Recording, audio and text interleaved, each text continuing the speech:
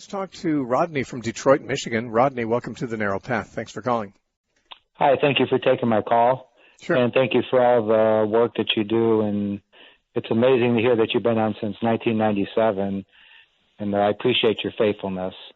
My question is, how come with the amount of scripture concerning like the second coming and the end time scenario, how come that you don't believe that there is a quote-unquote Antichrist? I mean, you can call him an Antichrist, but how come you don't believe that there is going to be like an end-time ruler that will be ruling the world right before Christ comes back? Because specifically in Revelation 19, when it says that Christ, when he comes back on the white horse, he specifically takes that ruler and the false prophet and casts them in the lake of fire, so that they will be there at the time of the second coming. So why do you not believe that there's going to be an end-time ruler? Sure. That's a fair question. The truth is, I'm not sure there won't be some kind of world dictator before the world ends. I think that's the trend in history. I think there's a lot of people, especially Europeans and globalists in this country and so forth, that would like to see the world united under one great international body with probably would have one leader. And if that happens, I won't be surprised. The question will be whether this is fulfilling anything the Bible predicted. The truth is that I used to have no doubts at all about whether the Bible predicted such a character. I was taught that it did, and my teachers had quite a few Bible verses that they thought pointed to him. One of them would be the passage in the 7th chapter of Daniel about the little horn who rises up out of the Roman Empire. They said, well, it's going to be a future Roman Empire, not the old Roman Empire. It's going to be a revived Roman Empire, and he's going to rise up from there. But as I read Daniel 7, I couldn't see any indication that that's what it was saying. And so I can't really with any confidence use that verse to prove anything about a future Antichrist.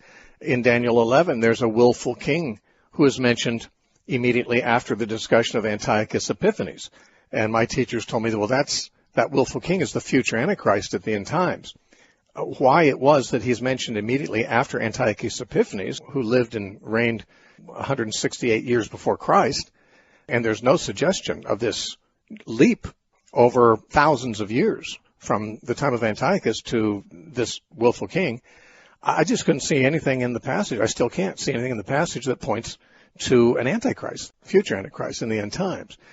Of course, the man of sin in 2 Thessalonians chapter 2 was often referred to as the Antichrist by my teachers, but the Bible doesn't call him that, and it does not necessarily identify him with necessarily anything in the end times.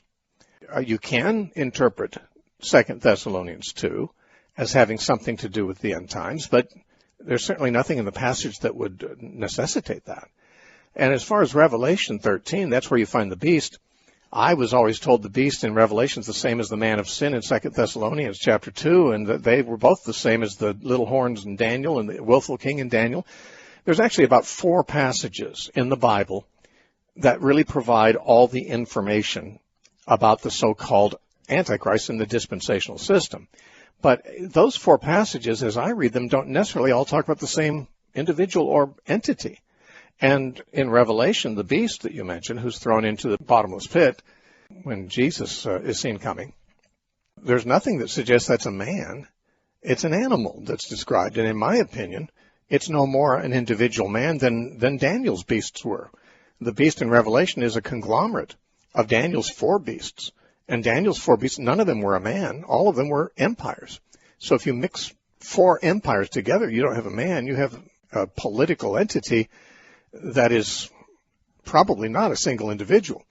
I don't think that finding a single individual in the beast has any basis in the scriptures, because the beast in Revelation has 7 heads and 10 horns, and we're told the 7 heads, they are 7 kings, and the 10 horns are 10 kings. So here's an animal that has 7 heads that represent 7 kings, and 10 horns that represent 10 kings, and we're going to call that animal an individual man. It's obviously a political system we're talking about here that has multiple rulers. So I don't consider that the beast in Revelation, in any sense, lends itself to the idea of it being just one man. Now, it's true that the number of the beast is said to be the number of a man, and I believe that the beast is a system, a government system, which has many heads.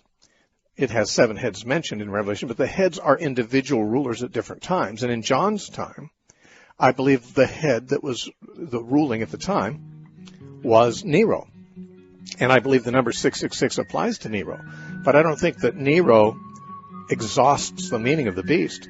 When the 7 heads of the beast are described in chapter 17 of Revelation, it says these are 7 kings. 5 have fallen, 1 now is, and 1 is yet to come. And so there's multiple kings that are part of this beast.